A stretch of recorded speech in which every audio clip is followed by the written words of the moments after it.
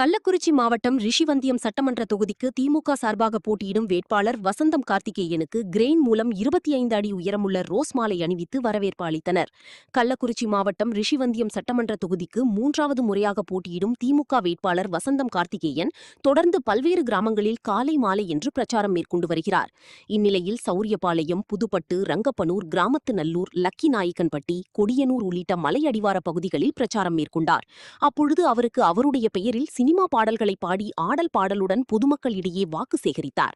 தொடர்ந்து அவருக்கு கிரெயின் மூலம் சுமார் 25 அடி உயர ரோஸ் மாலை அணிவித்து பொதுமக்களிடையே வாக்கு சேகரிப்பில் ஈடுபட்டார். இதனைத் தொடர்ந்து வழிநெடுகிலும் பெண்கள் பூவுகளை தூவி கைகளை கொடுத்தும் வரவேற்றனர். தொடர்ந்து மலைவாழ் மக்கள் அவருக்கு சிறப்பான வரவேற்பு அளித்தனர். அவர்களிடம் கைகளை குலுக்கி வாக்கு சேகரிப்பில் ஈடுபட்டார்.